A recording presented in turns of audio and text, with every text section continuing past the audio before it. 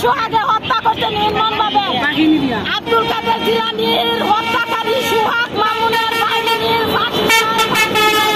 শেখ হাসিনা বরাবর একই আবেদন। আব্দুল কাদের জিলানীর বই নামে নির্মমভাবে হত্যা করতে আমার ভাইয়ের আত্মহত্যা করতে আমি শেখ হাসিনা বরাবর আমার মামুন সোহাগের বিচার চাই। আমি আপনার বাহিনী সহ আমার ভাইয়ের কিভাবে হত্যা করতে আমার ভাইরা লাখুরা মানে নিঃশ্বাস সময় দিতে না। মামুনে সোহাগ মামুনের বাহিনী আমার একটাই আবেদন, শেখ হাসিনার কাছে একটাই আবেদন, সোহাগ মামুনের ফাঁসি চাই, ফাঁসি চাই। আর আমাদের নিরাপত্তা চাই। আমাদের ফ্যামিলি 6 বছর ধরে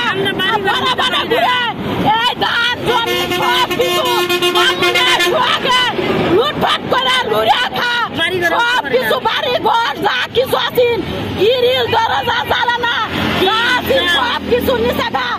আমার সোহাগের মামুনের সোহাগের বাহিনী যা আছে সবাই বন্ধসারি ওরা যা কিছু আছে লুটপাট করে বাড়ি ঘর জমি যা আছে শ্বাস করে খাইতেছে।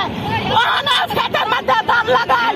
শেখ হাসিনা বরাবর একই আমার আবেদন, আমার জোর হাত করে কয় আমার ভাইয়ের হত্যাকারীর ফাঁসি চাই, আমার ভাইয়ের হত্যাকারীর ফাঁসি চাই। আমি আর কিচ্ছু চাই না। আমার ভাইয়ের ছেলের ভাই ভুটানের নিরাপত্তা চাই।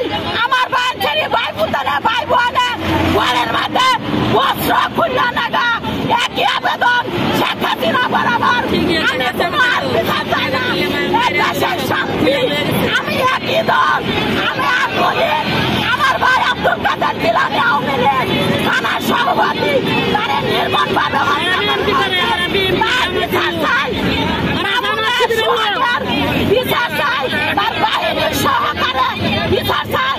যে আব্দুল কাদের জিলানীর সাক্ষী দিব সোহাগের প্রতি করে করে মামুনের বিরুদ্ধে সোহাগের বিরুদ্ধে সাক্ষী দেয় তাহলে তগর জিলানীর তো কাছে তগরেও খায় বলে জামতুলির মানুষ কেউ সাক্ষী দেওয়ার মতো না।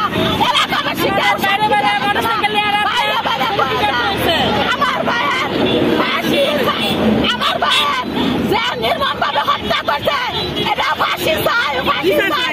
আমার ভাইয়ের ছেলে যেভাবে 6 বছর ধরে দেশান্তরি করছে মামুনের সোহাগে ভয় দেখায় এই বাহিনী লয়া আমার ভাইয়ের নির্মমভাবে হত্যা করছে।